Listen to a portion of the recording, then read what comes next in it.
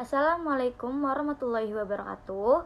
Perkenalkan, nama saya Bunga Asifa Kolbi selaku moderator dan sekaligus pemateri dari kelompok 9 yang beranggotakan yaitu ada Alaika Nur Oktaviani, Akbar Ramadan, dan saya sendiri.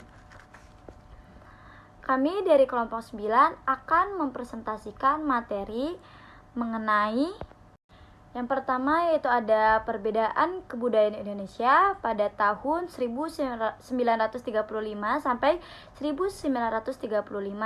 Yang kedua yaitu ada puisi angkatan 66. Yang ketiga yaitu ada ciri-ciri prosa pada angkatan 66. Yang keempat yaitu ada sastrawan angkatan 6 dan karya sastranya. Yang kelima yaitu ada drama angkatan 66. Yang keenam yaitu ada latar belakang angkatan 66. Yang ketujuh ada 66 sebagai nama angkatan. Dan yang terakhir yang kedelapan yaitu karakteristik angkatan 66. Langsung saja, materi pertama akan disampaikan oleh saya sendiri, yaitu materi pertama ada perbedaan kebudayaan Indonesia tahun 1935 sampai 1939. Pada periode tahun 1935 sampai 1939, Indonesia masih berada di bawah pemerintah Hindia Belanda. Beberapa peristiwa dan perubahan terjadi selama periode ini. Dan perbedaan kebudayaan dapat dilihat dari berbagai aspek. Berikut adalah beberapa elemen yang mencerminkan perbedaan kebudayaan Indonesia pada tahun 1935 sampai 1939.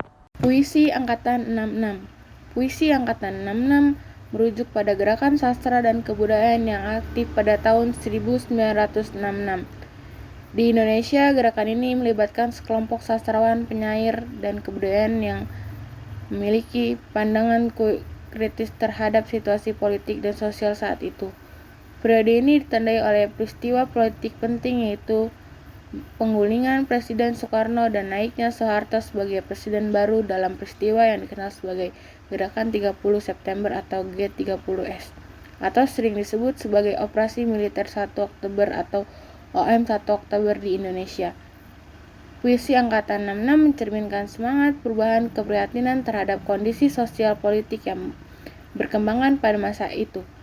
Beberapa ciri-ciri khas puisi Angkatan 66 antara lain: 1. Kritik sosial dan politik. Puisi pada Angkatan 6 seringkali mengandung kritik terhadap tidak adilan sosial atau korupsi dan resepsi politik yang terjadi pada masa itu. Para penyair mencoba mengungkapkan keprihatinan mereka terhadap ketidakstabilan politik dan situasi sosial Indonesia. Yang kedua, semangat kebangsaan.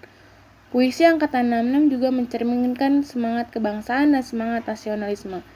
Para penyair berusaha menguatkan semangat persatuan dan nasionalisme di tengah gejolak politik dan sosial. Yang ketiga, bahasa yang berani. Puisi Angkatan 66 sering menggunakan bahasa yang lugas, tegas, dan berani. Para penyair ingin menyampaikan pesan mereka secara langsung dan jelas, tanpa banyak permainan kata-kata. Yang terakhir, mementingkan pentingnya pendidikan dan kesadaran politik. Banyak puisi dari Angkatan 66 menyadari pentingnya pendidikan dan kesadaran politik di kalangan masyarakat. Mereka percaya bahwa dengan meningkatnya pendidikan dan kesadaran politik, masyarakat dapat lebih aktif berpartisipasi dalam perubahan positif. Ciri-ciri prosa pada Angkatan 66. Ciri-ciri prosa pada Angkatan 66 mencakup beberapa aspek penting yang mencerminkan perubahan pada harapan baru dalam kehidupan intelektual dari kepemimpinan di Indonesia. Berikut adalah pengertian dari ciri-ciri prosa pada Angkatan 66. Yang pertama, kritik sosial adalah evaluasi atau analisis yang dilakukan terhadap aspek-aspek dalam masyarakat dengan tujuan untuk mengidentifikasi dan memahami ketidaksetaraan, ketidakadilan, atau permasalahan lainnya guna mendorong perubahan positif. Yang kedua, gaya bahasa modern mengacu pada penggunaan bahasa yang kontemporer, inovatif, dan sesuai dengan perkembangan zaman. Ini menyangkut pemilihan kata, struktur kalimat, dan ekspresi yang mencerminkan kekinian serta dapat berubah seiring waktu. Yang ketiga, penggunaan eksperimental merujuk pada pendekatan atau metode di mana suatu percobaan atau penelitian dilakukan dengan mengendalikan variabel-variabel tertentu untuk menguji hipotesis atau menjawab pertanyaan penelitian secara sistematis. Pendekatan ini biasanya melibatkan kelompok kontrol dan kelompok eksperimen untuk memeriksa dampak perlakuan atau variabel yang dimanipulasi. Yang keempat, isu politik merujuk pada topik atau masalah yang menjadi fokus perhatian dalam konteks politik. Seringkali menjadi pokok pembahasan atau perdebatan di masyarakat dan pemerintahan. Ideologi di sisi lain adalah seperangkat keyakinan atau pandangan yang membentuk dasar pemikiran politik seseorang atau kelompok terkait dengan cara negara atau masyarakat seharusnya diorganisir. Ideologi dapat mempengaruhi pandangan terhadap isu politik.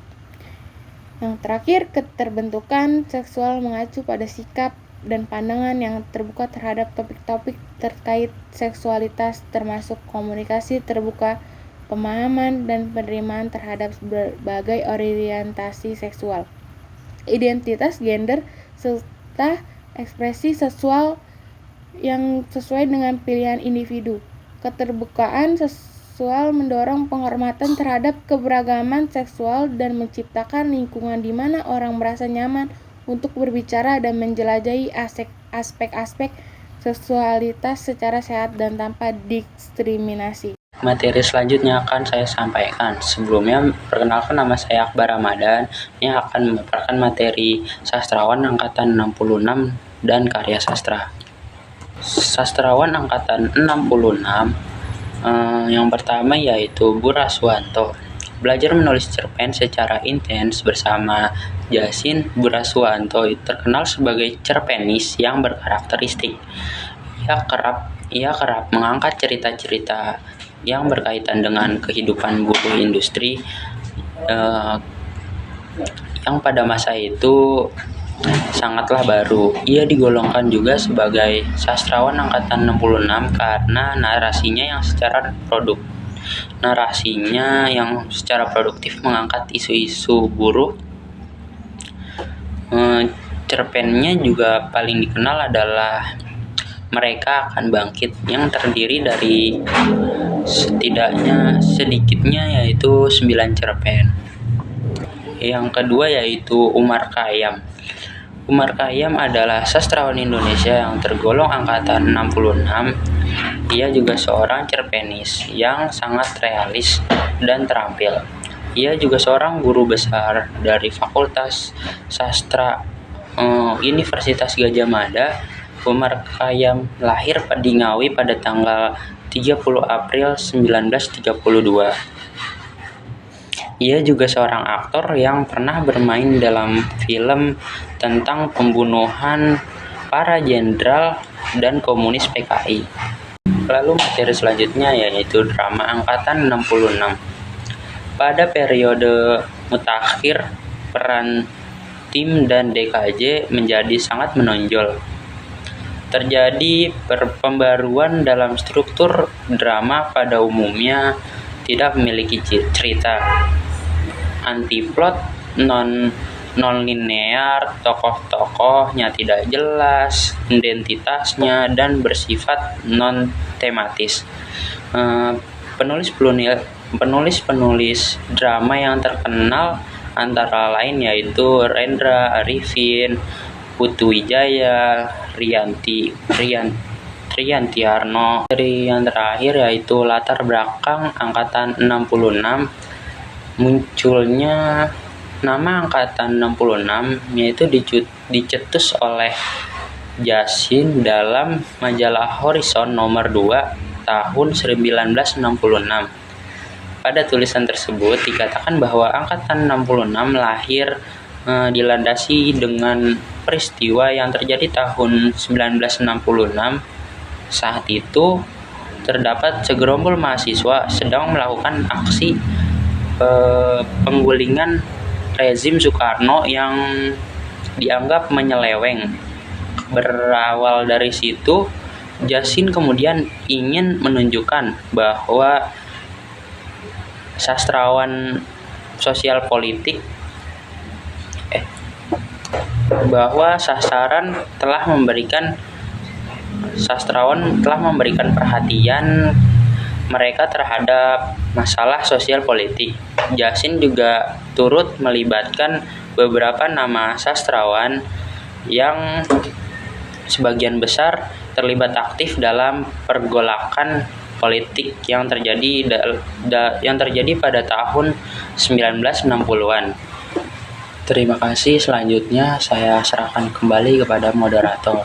Materi selanjutnya yaitu ada 66 sebagai nama angkatan. Nama angkatan 66 pertama kali dikemukakan oleh H.B. Jasin dalam artikelnya yang berjudul Angkatan 66 Bangkitnya Satu Generasi dalam majalah Horizon 1966. Angkatan 66 merujuk pada kelompok mahasiswa yang melakukan dan menggerakkan aksi massa pada tahun 1966 di Indonesia. Mereka melakukan aksi demokrasi besar-besaran pada tanggal 24 Februari 1966, tepat di hari pelantikan Kabinet Dwi Kora yang menimbulkan 2 orang korban jiwa. Istilah Angkatan 66 kemudian dikemukakan oleh beberapa tokoh aksi demo mahasiswa yang ikut membentuk Orde Baru. Selain itu, Angkatan 66 adalah istilah yang merujuk pada sekelompok sastrawan, seniman, dan budayawan Indonesia yang aktif pada periode sekitar tahun 1966. Mereka terlibat dalam menulis karya sastra yang mencerminkan kondisi sosial, politik, dan ekonomi Indonesia pada masa itu. Karya sastra yang dihasilkan pada angkatan ini mencakup prosa dan puisi yang merefleksikan kondisi masyarakat Indonesia pada masa itu. Materi selanjutnya ada karakteristik Angkatan 66. Karya sastra Angkatan 66 memiliki karakteristik tersendiri. Di antaranya yaitu yang pertama ada mulai dikenal gaya epik bercerita pada puisi atau munculnya puisi-puisi balada. Yang kedua, puisi menggambarkan kemuraman atau batin hidup yang menderita. Yang ketiga ada prosanya menggambarkan masalah masyarakat, misalnya tentang perekonomian yang buruk atau pengangguran dan kemiskinan. Yang keempat yaitu ada cerita dengan latar perang dalam prosa mulai berkurang dan pertentangan dalam politik pemerintahan lebih banyak mengemukakan. Yang kelima ada banyak terdapat penggunaan gaya retorik dan slogan dalam puisi. Yang keenam ada muncul puisi mantra dan prosa surrealisme atau absurd pada tahun 1970-an yang banyak berisi tentang kritik sosial dan kesewenang-wenangan terhadap kaum lemah. Yang ketujuh ada menegakkan keadilan dan kebenaran berdasarkan Pancasila dan UUD 45, menentang komunisme dan kediktatoran bersama Orde Baru yang dikomandani oleh Jenderal Soeharto ikut menumbangkan Orde Lama, mengikis habis Lekra dan PKI. Sastra Angkatan 66 berobsesi menjadi Pancasila sejati. Yang paling terkenal adalah Tirani dan Benteng, antologi puisi Taufik Ismail. Hampir seluruh tokohnya adalah pendukung utama manifest kebudayaan yang sempat berseteru dengan Lekra. Kesimpulannya yaitu beberapa peristiwa dan perubahan terjadi selama periode ini dan perbedaan kebudayaan dapat dilihat dari berbagai aspek. Berikut adalah beberapa elemen yang mencerminkan perbedaan kebudayaan Indonesia tahun 1935 sampai 1939. Yang pertama yaitu puisi Angkatan 66 merujuk pada gerakan sastra dan kebudayaan yang aktif pada tahun 1996 di Indonesia. Gerakan ini melibatkan sekelompok sastrawan, penyair, dan budayawan yang memiliki pandangan kritis terhadap situasi politik dan sosial saat itu. Puisi Angkatan 66 mencerminkan semangat perubahan dan keperhatian terhadap kondisi sosial politik yang berkembang pada masa itu. Ciri-ciri prosa pada angkatan 66 mencakup beberapa aspek penting yang mencerminkan perubahan dan harapan baru dalam kehidupan intelektual dan kepemimpinan di Indonesia. Hal ini mencerminkan semangat eksperimen dan inovasi dalam dunia teater pada periode tersebut. H.B. Jasmine juga turut melibatkan kelompok sastrawan Indonesia yang aktif pada tahun 1966. Karya sastra yang dihasilkan pada angkatan ini mencakup prosa dan puisi yang merefleksikan kondisi masyarakat Indonesia pada masa itu. Angkatan 66 adalah istilah yang merujuk pada kelompok mahasiswa yang melakukan dan menggerakkan aksi massa pada tahun 1900 di Indonesia. Selain itu, Angkatan 66 adalah istilah yang merujuk pada sekelompok sastrawan, seniman, dan budayawan Indonesia yang aktif. Selain itu, Angkatan 66 adalah istilah yang merujuk pada sekelompok sastrawan, seniman, dan budayawan Indonesia yang aktif pada periode sekitar tahun 1966. Mereka terlibat dalam menulis karya sastra yang mencerminkan kondisi sosial, politik, dan ekonomi Indonesia pada masa itu. Mereka terlibat dan menulis karya sastra yang mencerminkan kondisi sosial, politik, dan ekonomi Indonesia pada masa itu. Karya sastra yang dihasilkan pada angkatan ini mencakup prosa dan puisi yang merefleksikan kondisi Indonesia pada masa itu. Sekian pemaparan materi dari kelompok kami. Kurang lebihnya mohon maaf. Wassalamualaikum warahmatullahi wabarakatuh.